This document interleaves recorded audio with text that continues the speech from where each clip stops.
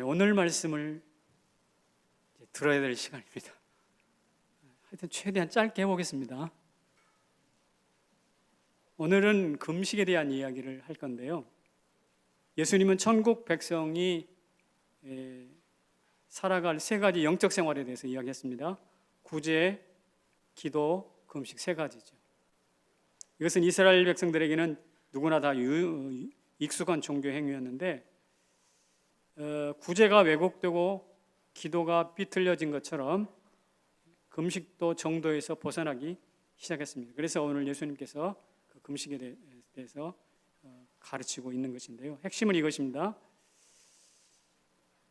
구제가 오른손이 하는 거 왼손 모르게 하듯이, 기도를 길바닥이 아니라 골방에서 은밀하게 하듯이, 금식도 남에게 보이려 하지 말고 은밀하게 해라, 이것입니다. 은밀성의 원칙입니다. 구제나 기도나 금식이 밖으로 드러나면 보기가 좋지 않다라는 것이죠. 우리는 언제 금식합니까? 대체로 두 가지 때 금식하는데, 내가 능력으로 해결하기 어려운 문제를 봉착했을 때 그때 금식하죠.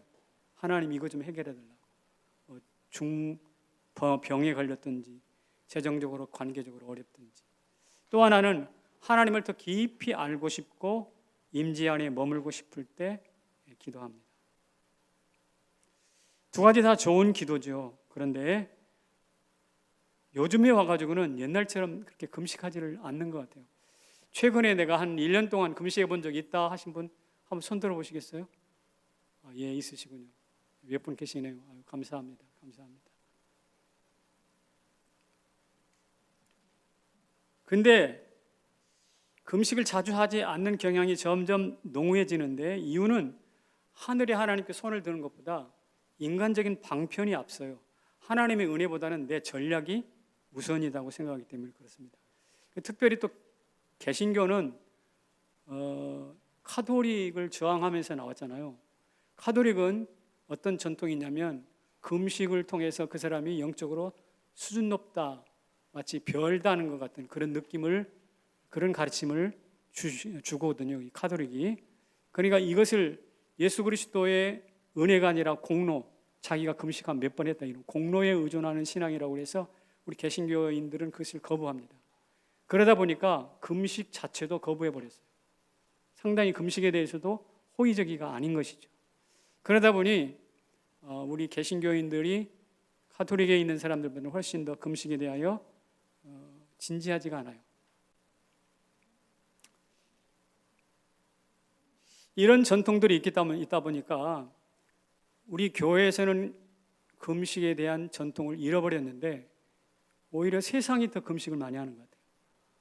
세상이 더 열광하는 금식이에요. 그런 거 같지 않습니까? 정말 세상 사람들이 물었어요. 왜 금식합니까? 물어봤더니 4가지 경우에 한대요. 첫 번째는 치병을 위해서 금식한대요. 병 고치려고요.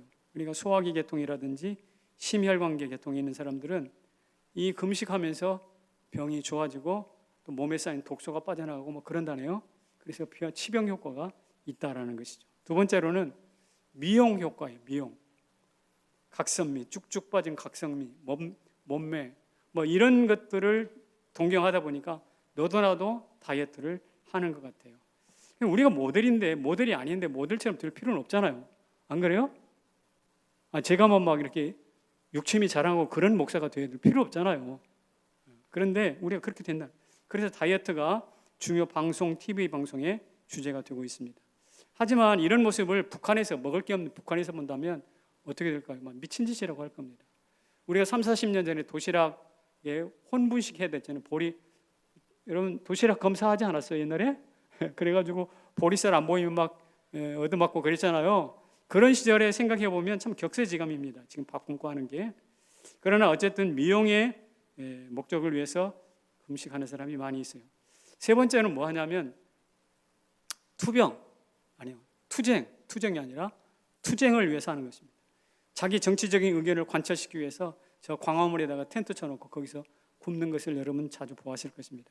저는 단식 투쟁 그러면 김영삼 대통령이 단식 투쟁했던, 그러니까 그 당시 유신 정권과 저항하기 위해서 단식 투쟁했던 것이 지금도 기억이 납니다. 이 정치인들과 또 부모에게 한가하기 위해서 나 밥 안 먹어 그리고 문 꽝 닫고 들어가는 그런 청년들도 참 많이 있습니다. 혹시 이 자리에 청년들 혹시 단식 투쟁 해본 적 있어? 세례 받았으니까 그러지 마. 주신 음식 감사하고 기도하면서 먹어야죠. 어쨌든 이렇게 단식하는 것을 투쟁의 도구로 삼는 사람들도 있습니다. 네 번째로는 자선을 위해서 한다고 합니다. 그러니까 밥을 한 끼, 두 끼 이렇게 굶고 그 비용을 모아서 어려운 사람들을 도와주는 것이죠. 고통을 나누는 의미에서 참 의미가 있습니다. 어쨌든 예수를 모르는 사람들도 치병을 위해서, 미용을 위해서, 투쟁을 위해서 혹은 자선을 위해서 이렇게 금식을 합니다. 그런데 막상 금식의 소중한 전통을 가지고 유산을 가지고 있는 그리스도인들은 금식하지 않는 것 같아요. 그래서 좀 안타까움이 있습니다. 그래서 성경 속의 금식은 어떤 것인가 한번 제가 살펴봤더니 성경에서는요 언제 금식하는가, 몇 번 금식하는가, 하나님의 명하신 금식은 1년에 딱 한 번 있어요. 성경에서 말하는 금식은요 1년에 딱 한 번. 언제 하느냐면 속죄일에 합니다. 우리 달력으로 말하면 한 7월 10일쯤에 합니다. 대속죄일인데 그날은 제사장이 이스라엘 백성들의 모든 죄를 짊어지고 예수님의 지성소, 하나님의 지성소로 들어가는 날이거든요. 지성소로 들어갈 때 백성들은 밖에서 어떻게 하는가? 자기를 괴롭히면서 금식을 했습니다. 그래서 금식하면서 죄로부터 해방되는 것을 기념하고 감사하는 것이죠. 그렇게 시작된 금식이었는데 삶의 위기 때마다 자주자주 금식하는 것으로 발전을 합니다. 여러분 에스더의 금식을 아시죠? 이스라엘 백성들이 하만의 모략으로 아주 몰살당할 위기에 있을 때 에스더가 금식하며 백성들이 다 금식합니다. 한번 읽어볼까요? 시작. 밤낮 3일을 먹지도 말고 마시지도 마소서. 나도 나의 시녀와 더불어 금식한 후에 규례를 어기고 왕에게 나아가리니 죽으면 죽으리이다. 유명한 말이죠. 죽으면 죽으리이다. 이것은 금식을 하면서 왕에 희생되면 희생되겠다라는 이야기입니다. 결국 이 금식으로 이스라엘은 살아나죠. 다윗도 아들이 병들었을 때 금식합니다. 다윗이 그 아이를 위하여 금식하고 안에 들어가 밤새도록 땅에 엎드렸더니 그랬거든요. 뿐만 아니라 예루살렘이 무너졌다는 소식을 듣고 저 바벨론 땅에서 다니엘이 하나님 앞에 금식합니다. 하나님 그 땅을 회복시켜 달라고.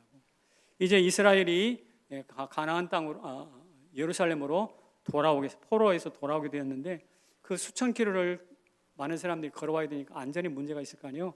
그래서 그 귀향길의 안전을 위해서 에스라가 금식기도 합니다. 그런데 성경에는 많은 형태의 이런 금식이 나와요. 그래서 수많은 사람들이 금식했고 응답을 얻었고 그러다 보니까 금식이 점점점 확산되었다고 말할 수 있습니다. 너도 나도 금식하는 거죠. 그러다 보니까 금식이 왜곡되기를 시작합니다. 어떻게 왜곡되는가? 금식이 왜곡되면 이런 것이 됩니다. 무슨 금식? 과시용 금식이에요. 아까 1년에 금식이 하나님 명하신 몇 번이라고 그랬어요? 1년에 한 번이라고 그랬어요. 그런데 한 번이었던 금식이 언제나 바벨론 포로 다녀온 이후에는 1년에 4번으로 바뀝니다. 1년에 4번. 아마 철따라 한 번 했을지 모르겠어요. 그런데 그로부터 또 시간이 흘러가지고 한 400~500년 흐른 후에 예수님 살아계실 때 당시 바리새인들은 일주일에 2번씩 했어요. 그래 무슨 날? 월요일 날하고 목요일 날 금식했어요. 그러니까 1년에 한 번이던 금식이 일주일에 2번이니까 1년이면 104번이죠. 52주니까. 이처럼 횟수가 늘어나면서 누가 더 금식을 자주 오래 하느냐, 이게 이제 경쟁이 붙었다고 할까요? 자랑거리가 된 것입니다. 내 종교적 경건을 드러내는 자랑거리가 된 것입니다. 그래서 오늘 주님께서 뭐라고 하냐면 남에게 알리지 말고 얼굴을 씻고 얼굴을 흉하게 하고 그렇게 하는 거 하지 말라는 뜻이죠. 왜? 금식이 많이 그만큼 과시용으로 왜곡됐다는 뜻이 되겠습니다. 또 하나는 하나님을 압박하는 용도로 금식합니다. 하나님을 압박해요. 여러분, 하나님을 협박한다고 말하는 게 더 좋겠죠. 그래서 기도해가지고 3일 금식하다가 안 되면 7일 금식하고 7일 안 되면 열흘 하고 열흘 안 되면 40일 금식합니다. 그러면서 하나님 앞에 때를 쓴다는 거죠. 불교에서는 부처가 이렇게 돌아앉았다. 불상에 돌아앉은 불상이라고 그러잖아요. 마음에 안 들면 불상에 돌아앉았다고 그래요. 그러면 그것을 어떻게 다시 돌려놓기 위해서 108배도 하고 1000배도 하고 막 불공도 드리고 하잖아요. 예. 난 몰라, 너 네 알아서 해 하고 또 돌아버린 거. 이 부처를 불상을 돌려놓기 위해서 그렇게 한다는 거예요. 이게 불교의 공로 신앙입니다. 그런데 이게 똑같이 기독교 안에 들어와 가지고 하나님을 제 마음대로 돌려놓으려고, 지 마음대로 돌려놓으려고 애를 쓰는 것이죠. 이것은 하나님을 압박하는 거예요. 협박하는 거예요. 그래서 하나님이 길거리에 자동 판매기로 전락했다. 이게 제 이야기가 아니라 로이드 존스 목사님의 이야기입니다. 하나님이 이런 압박용 금식을 하는 사람에 의해서 하나님이 저 하늘의 천상에서 길거리에 있는 단추만 들으면 언제든지 커피를 내주는 커피 자판기로 바뀌었다 이렇게 이야기를 했어요. 그러니 누가 주인이고 누가 종인지 알 수가 없는 이상한 관계가 되어버리는 것이죠. 저와 여러분이 이런 유치한 하나님을 협박하기 위한 것이나 자기 자신을 드러내는 과시형 그런 금식은 하지 않기를 바랍니다. 금식을 아예 안 했으니까 그런 게 있는지도 몰랐지만 어쨌든 그런 금식이 있다라는 것이고, 금식을 하게 될 경우에는 그 금식이 과시나 하나님을 협박하는 압박용이 되지 않도록 주의하라라는 말씀입니다. 그렇다면 참된 금식은 도대체 어떤 것인가? 이게 중요하잖아요. 참된 금식의 세 가지 요건인데, 첫째는요, 금식은 고백으로부터 시작되는 거예요. 무슨 고백이냐? 죄의 고백입니다. 죄의 고백, 속에 가득한 죄를 토해내는 거예요. 예를 들어 볼까요? 오라 나는 공고한 사람이라 누가 나를 이 사망의 몸에서 건져낼까? 이 사도 바울의 고통이거든요. 고통스러운 고백이에요. 이 고백을 통해서 바울은 진지한 싸움을 합니다. 죄와의 싸움을 해요. 그런데 이 싸움은 언제 시작됐을까요? 다메섹 도상에서 예수 믿는 사람 죽이러 가다가 거기서 거꾸로져서 예수님 만나지 않습니까? 그때 나흘 동안을 꼬박 먹지도 못하고 보지도 못한 상태에서, 그러니까 강제로 금식한대요. 강제 금식을 한 상태에서 이 고백이 터져나옵니다. 하나님, 나는 예수 믿는 사람 죽이러 다니는 살인자입니다.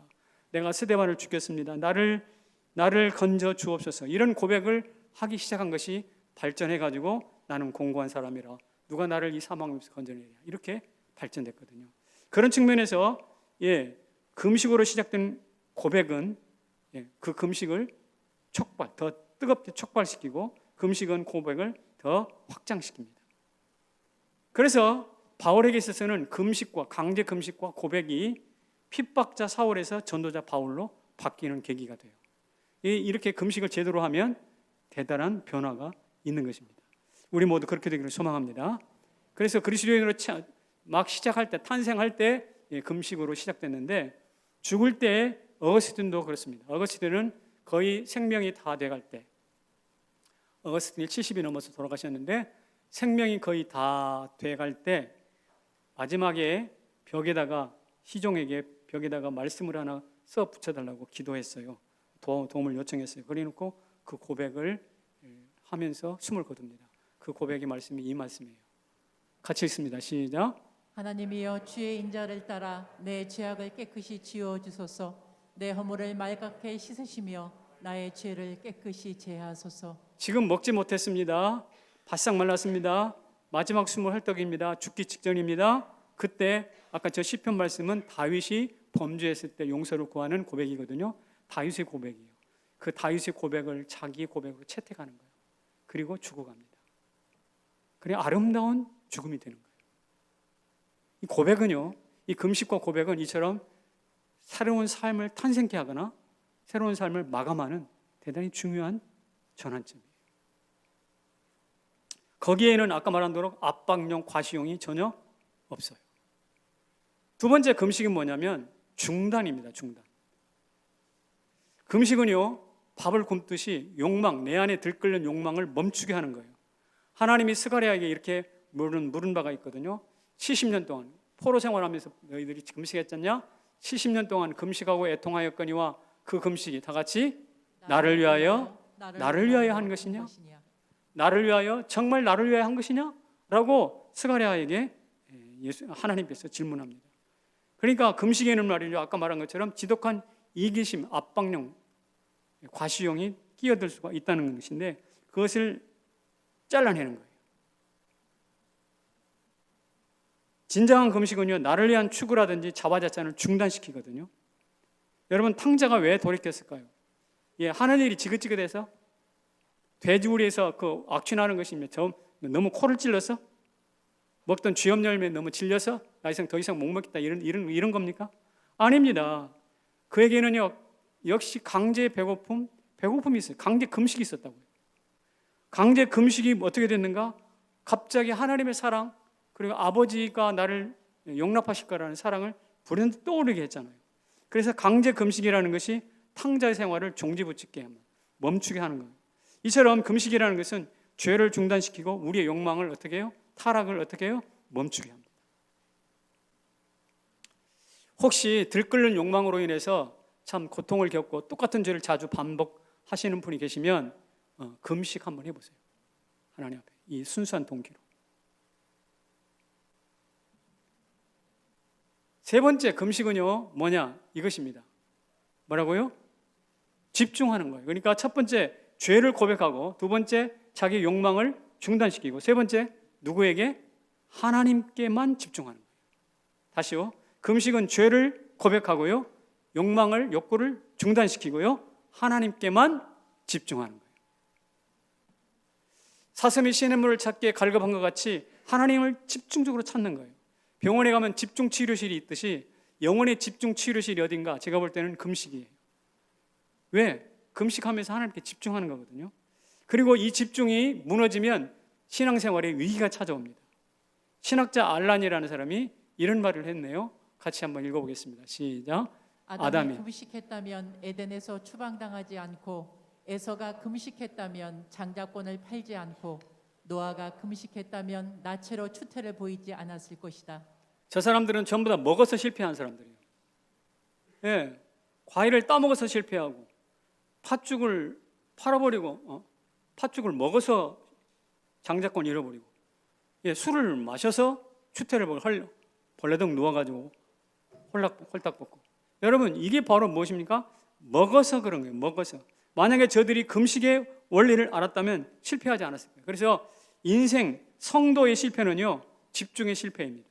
하나님께 집중하지 않고 과실 따먹고 팥죽 먹고 포도주에 취하다 보니 수치당하고, 예, 추방을 당하지 않았습니까? 그렇지 면서 금식은 우리의 모든 관심을 하나님께로 모으는 것입니다.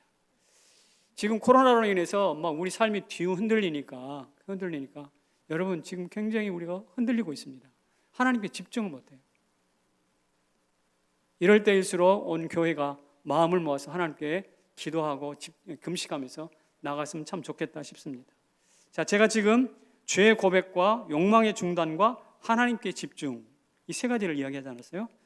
이것이 한꺼번에 금식으로 딱 모여지면, 마치 삼겹줄이 끊어지지 않는 것처럼 딱 모여지면 어떻게 될까?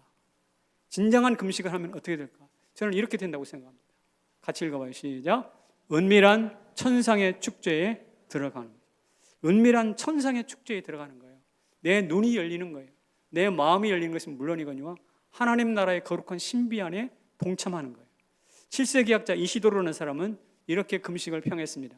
금식은 천국으로 들어가는 어디라고요? 길목이. 하나님과 연합하는 것이라고 그랬어요. 예, 금식이 하늘과 나를 연결해주는 통로라는 말씀이죠. 오늘 본문에도 보면 오직 은밀한 중에 계신 내 아버지에게 보이리 하심이니라. 그러니까 예, 금식을 함으로 말미암아 은밀한 중에 계신 하나님과 접촉하는 거예요. 은밀한 중에 계시는 하나님과 접촉, 이게 바로 금식이에요. 여러분, 외롭습니까? 하나님이 멀리 계십니까? 하나님이 잘 느껴지지 않습니까? 예, 방법이 간단한 게 있어요. 무엇일까요? 금식하면서 하나님의 은밀에 접촉하기를 원하십시오. 제가 볼 때는요, 하나님은 은밀한 중에 계시는, 하나님의 존재 방식은 은밀한 중에 계시거든요. 나 여기 있다고 나타나시지 않는다고, 특별한 경우를 제외하고는. 그렇기 때문에 그 하나님을 더듬이처럼 찾아야 된다고요. 차가 뒤로 후진을 할 때 장애물이 있으면 삐삐 소리 나는 센서가 있으니까 그런 거 아니에요. 그 센서처럼 우리가 하나님을 찾는 센서가 있어요. 그게 바로 뭐라고요? 금식이라는 거예요. 앞으로 하나님이 멀리 있다고 느껴질 때 센서를 가동하시기 바랍니다. 무슨 센서요? 금식. 그러면 그 강력한 전기 플러스 마이너스 만났을 때 강력한 스파크가 탁 일어나는 것처럼 내 인생에 새로운 전환점이 마련됩니다. 그래서 하나님의 은밀한 존재가 나에게 말을 걸어오고 내가 거기에 반응할 수 있게 돼요. 그런데 우리가 알아야 될 것은 이 하나님의 은밀함 속에 뭐가 숨어 있냐? 사랑이 숨어 있어요. 배고픈 시절 엄마가 상을 차려놓고 야야 많이 먹어라, 어서 먹어라, 나는 먹었다, 나는 먼저 먹었어. 그러면 우리는 그냥 내 배만 채우고 온팡지게 막 내 입만 쌈 싸가지고 막 혼자 먹었잖아요. 근데 그날 어머니 식사하셨어, 안 하셨어? 안 하셨거든. 자식들 먹으라고. 어머니의 그 은밀한 속에 사랑이 숨어 있습니다. 고등어 한 토막 구워놓고 한 마리 구워놓고 얘들아 어서 먹어라, 엄마는 고등어 비린내가 싫어. 여러분 정말 고등어 비린내가 싫어서 어서 먹으라는 거예요? 아니요, 그 말 속에는 자식 사랑하고 자식 입에 밥 들어가고 고기 들어가는 거, 그 기쁨이고 행복이기 때문에. 그러니까 어머니 나는 먹었다, 나는 먼저 먹었다, 나는 비린내가 싫어라는 그 숨겨진 은밀함 속에는 무엇이 있는가? 하나님의 사랑, 어머니의 사랑이 있는 거예요. 우리는 뒤늦게 나이가 성인이 돼서야 그것을 깨닫고 가슴 아파하잖아요. 똑같이 하나님의 은밀하심도, 하나님의 은밀하심 안에도 뭐가 있는가? 하나님의 사랑이 들어가 있어요. 그 하나님이 어떻게 우리를 사랑하셨습니까? 우리가 아직 죄인 되었을 때, 우리가 아직 연약할 때, 우리가 하나님과 원수 되었을 때, 나도 알지 못하는 사이에, 나도 알지 못하는 문화에서, 저 2000년 전에는 예루살렘에서 나를 위해서 위대한 제사가 치러졌어요. 구속사건이 벌어졌어요. 바로 예수가 십자가에서 골고다에서 죽으신 것 아닙니까? 우리가 알지 못하는 사이에 나를 위한 구원의 대책을 다 마련해 놓으셨어요. 이게 하나님의 보이지 않는 은밀한 사랑입니다. 여러분 앞으로 주님 나라 가서 우리가 느끼게 될 그 하나님의 예비하심과 하나님 나라의 축제는 상상을 초월한 것일 줄로 믿으시기 바라고 기대하시길 바라요. 그렇습니다. 우리가 기도할 줄 모르잖아요. 어려운 일 당하면 입이 꽉 막혀버려요. 이렇게 기도할 수 없을 때 성령께서 말할 수 없는 탄식으로 우리를 위해서 기도하신다고 로마서에 말하고 있어요. 이게 성령의 보이지 않는 은밀한 사랑이고 기도이거든요. 예수님은 요셉을 종으로 파셨지만 마침내 그를 총리로 높이시지 않았습니까? 그러니까 종으로 팔려가는 그 속에는 은밀하게 총리로 올려놓으시려는 은밀한 사랑이 숨어 있어요. 그러니까 오늘 우리가 경험하는 이 고난의 현장에 이 고난이 이것을 마치 선물을 까서 뒤집어 보면 그 안에 소중한 게 나오듯이 우리 안에 있는 고난도 뒤집어 보면 은밀한 하나님의 사랑이 숨어 있다는 사실을 믿으셔야 합니다. 이게 하나님이 자기 자신을 드러내시고 우리에게 사랑을 전하시는 방식이거든요. 금식은 그 숨겨진 하나님의 사랑을 발견하는 눈이고 더듬어 찾는 센서예요. 그렇게 되기를 주의 이름으로 축원합니다. 예. 그런데 우리 주님께서 이렇게 말씀해요. 머리에 기름을 바르고 얼굴을 씻으라라는 말씀이 아까 본문에 나왔잖아요. 왜 그렇게 할까요? 왜 머리에 기름 바르고 얼굴에 씻으라고 할까요? 아까는 책망하시는 것을 얼굴을 흉하게 하고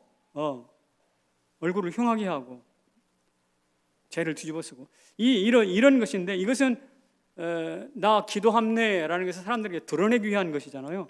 드러내기 위해서 일종의 수식을 가하는 거 아닙니까? 그렇다면 기름 바르고 또 얼굴을 씻는 것도 또 다른 수식일까요? 또 다른 가장일까요? 그런 뜻이 아닙니다. 여기서 예수님께서 머리에 기름 바르고 얼굴을 씻으라고 했던 이야기는 두 가지 뜻이 있어요. 첫째는 머리에 기름은 바로 메시아에게, 예수님 메시아 자신에게 부어졌던 성령의 기름을 의미하거든요. 이사야 61장 1절에 보면 이런 말씀, 메시아 예언의 중에 이런 말씀이 있어요. 여호와의 영이 어떻게 해요? 내게 내리셨으니 이는 여호와께서 내게 뭐 하사? 기름을 부으사. 그러니까 성령의 기름이 예수 그리스도에게, 메시아에게 임할 것이다라는 뜻인데, 이게 예수님에게 성취되었거든. 근데 이것을 성취하시고 경험하신 예수님께서 너희도 기름 바르라라는 이야기는 너희가 이제는 이스라엘의 민족이 아니라 여호와 메시아의 백성으로 되어서 메시아의 백성으로 살아갈 것이다, 메시아의 백성으로 살아가기를 축복한다라는 그런 초청이에요. 네. 기름 바르는 이야기는 단순히 가장하라, 또 다른 가장하라는 뜻이 아니라 이제 너희는 메시아의 백성이야, 메시아의 백성으로 초청받아 함께 살자라는 이야기거든요. 얼굴을 씻으라고 하는 이야기는 무슨 뜻이냐? 이 성경학자들이 해석하기를 이렇게 해석했더라고요. 뭐냐면 예수님께서 변화산에 가서 얼굴이 환히 빛났잖아요. 얼굴 씻으면 빛나죠? 그렇죠? 그런 것처럼 예수님께서 변화산에서 환히 빛났는데 너희도 내가 변화되듯이 그 아름다운 변화 안에 동참하게 될 거야 라는 거예요. 그러니까 너희가 머리에 기름 발라서 메시아적 메시아적 사명으로 초청받고 너희가 얼굴을 닦음으로써 변화산에서 해같이 빛난 예수 그리스도의 존재 안으로 참여하게 될 것이다 라는 뜻을 갖고 있어요. 그래서 어떻게 할 건데요? 이것입니다. 그렇게 초청하고 메시아의 기름 부으심에 초청하고 메시아의 변화, 예수 그리스도의 변화 속에 우리가 초청받아서 거기에 참여함으로써 성삼위 하나님께서 성부, 성자, 성령이 함께 손에 손잡고 빙글빙글 춤추시면서 서로 교제하시면서 상호 얼싸안고 기쁨으로 춤추시는 그 자리로 우리로 하여금 들어오라 라는 거예요. 이게 바로 하나님의 은밀함이에요. 하나님의 은밀한 가운데서 성삼위 하나님이 초청받고 침투하시고 춤추시는 그 자리에 들어가는 거예요. 삼위일체를 누가 이렇게 설명했어요? 같이 한번 읽어봅시다. 시작. 삼위일체 하나를 생각하는 즉시 셋의 광채로 둘러싸이며 셋을 분별하자마자 즉시 하나로 돌아가는 신비로운 연합. 예, 지금 하나를 생각하는 즉시 광채, 셋의 광채로 어떻게 해요? 둘러싸이는 거예요. 그리고 셋이구나, 삼위신회라고 생각하는 즉시 또 하나로 돌아가는 신비로운 연합이라고 그랬어요. 이게 삼위일체인데 알 수 없는 신비인데 여러분 하나이겠다, 셋이겠다, 셋이겠다, 하나이겠다 이 셋과 하나가 번쩍번쩍하면서 서로 이렇게 상호 교차되는 그것을 한번 생각해 보세요. 이게 신비로운 연합이 아니고 뭐겠어요? 또 하나 이런 말을 했어요. 서로 안에 침투, 포옹, 내주하셔서 돌개바람처럼 회오리 바람처럼 돌며 춤추시는 연합. 이게 무엇이냐? 페리코레시스라는 단어가 가지고 있는 의미예요. 그래서 하나님의 존재 방식은요, 아까 은밀함이라고 그랬잖아요. 근데 은밀함을 뚫고 들어가 보면 대축제가 있는 거예요. 삼위 하나님이 서로 포옹하시고 서로 침투하시고 서로 내주하셔서 서로 춤추시는 빙글빙글 강강수월래 춤추시는 회오리 바람처럼 춤추시는 그 하나님의 대향연 대축제 안으로 우리를 뭐 한다고? 초청하는 것인데 무엇을 통해서? 금식을 통해서. 그러니 하나님의 신비와 접촉되는 것이죠. 우리가 정월 대보름이 되면 강강수월래 하잖아요. 강강수월래 한 사람 놓고 중간에 빙글빙글 돌면서 춤을 추면 정말 노랫가락과 더불어서 황홀하지 않습니까? 그런 것처럼 우리 성삼위 하나님께서 천군 천사들과 함께 내가 나를 가운데 세워놓고 막 빙글빙글 돌면서 춤을 추시는 거예요. 그 연합 안으로 우리와 함께 춤추자고 초청하신 그 연합으로 들어가는 것이 무엇이다? 바로 금식이다. 그것을 경험한 사람이 있을까 생각해 봤더니 저는 엘리야를 생각해 봤어요. 엘리야가 저 광야로 나는 이제 내 인생은 끝입니다라고 갔잖아요. 어떻게 됐어요? 거기서 하나님이 물병과 물 떡덩이로 신방에 오셨잖아요. 찾아오셨잖아요. 그래가지고 거기서 그것을 먹고 힘을 얻습니다. 한 번 먹고 또 먹고 또 먹고 그리고 나중에는 40주야를 달려서 호렙산까지 달려갑니다. 40일 동안 먹었는지 안 먹었는지는 성경이 말하고 있지 않지만 저는요 그가 40주야를 달려서 호렙산으로 갈 수 있었던 것은 하나님이 공급하시는 떡과 물을 먹었기 때문이라고 생각합니다. 하나님의 신비, 하나님의 천국 잔치에 동참한 거예요. 여러분 밥 먹으면 유효 기간이 얼마나 갈까요? 3시간, 4시간, 5시간 지나면 또 다시 먹어야 되잖아요. 맞죠? 하나님의 주인 음식 먹으니까 안 그래. 40일 동안. 이게 하나님이 베푸시는 잔치의 특징이에요. 여러분 엘리야가 또 어떻게 됐나요? 죽을 때 어떻게 죽었죠? 죽을 때 불멍과 불병거가 엘리야와 엘리사를 격리시키고 하나님의 회오리 바람이 엘리야를 하늘로 올라갔다라 그랬어요. 회오리 바람. 여러분 왜 하필 회오리 바람일까요? 그 회오리 바람은 아까 말씀드렸잖아요. 페리코레시스. 하나님이 성부, 성자, 성령께서 서로 손잡아 춤추시고 빙빙글 돌면서 축제 벌이시는 춤판을 벌이시는 현장이에요. 그게 바로 회오리 바람이에요. 그 회오리 바람의 축제 안으로 지금 하나님께서 엘리야를 덥석 안고 하늘로 올라간 거예요. 너무나 멋지지 않나요? 거기는 축제가 있는 것이죠. 근데 그 자리에 누가 참석하는가? 바로 오늘 우리가 금식을 통해서 그 하나님의 신비에 접촉되는 거예요. 이런 은혜가 주님 안에서 여러분 가운데 가득하시기를 주의 이름으로 축원합니다. 함께 춤추고 노래하며 음식을 먹으며 예수님께서 광야에서 시험 받으실 때 어떻게 됐나요? 예수님께서 광야 시험 받을 때 마귀가 와서 시험 받았잖아요. 시험을 했잖아요. 그때 마가복음에는 천사들이 수종 들더라 같아 있어요. 천사들이 수종 들더라. 여러분들도 시험할 때 천사들의 수종이 우리에게도 있을 줄로 믿습니다. 그러니까 이렇게 춤추고 노래하고 성삼위의 그 신비에 동참하게 되면 천사들의 수종 들고 이런 것들이 우리 안에 있다는 사실을 한번 상상해 보시라고. 이게 엄청난 꿈이에요. 한번 들어가 보고 싶지 않아요? 만나보고 싶지 않아요? 경험해 보고 싶지 않아요? 주와 오늘 처음 입교를 했는데 그야말로 네 안에 지금까지 책에서 읽은 하나님 말고 오늘 여기서 목사님이 설명하는 이런 하나님 만나고 싶지 않아? 만나고 싶죠. 금식하면서 기도하고 하나님께 접촉되시기를 주의 이름으로 축원합니다. 성남지역교회 성도 여러분, 우리가 이런저런 문제로 인해서 많이 고통하고 있지만 그러나 하나님께서 우리를 치유하시고 새롭게 하시고 능히 회복시킬 줄로 믿습니다. 우리 성경구절 하나를 읽고 끝내도록 하겠습니다. 같이 읽습니다. 시작. 내가 기뻐하는 금식은 흉악의 결박을 풀어주며 멍에의 줄을 끌어주며 압제당하는 자를 자유케 하며 모든 멍에를 꺾는 것이 아니겠느냐. 흉악을 풀고 멍에를 끌어주고 압제당하는 자 자유케 하고 멍에를 꺾어. 저게 무엇으로부터 시작된다고요? 금식으로. 여러분 코로나로 묶여 있습니다. 경제적인 위기로 묶여 있습니다. 질병으로 묶여 있습니다. 각종 위기로 묶여 있습니까? 그렇다면 그것을 풀으십시오. 그것을 자유케 하십시오. 어떻게? 금식하시면서 하나님의 신비에 접촉하시면서 하나님의 빙글빙글 춤추시는 그 하나님의 춤판에 함께 들어가시면서 하나님의 공급하시는 음식을 먹으면서 천사들의 수종을 받으면서 할렐루야. 그런 역사가 우리 모두에게 나타나기를 주의 이름으로 축원합니다. 자리에서 일어나십시오.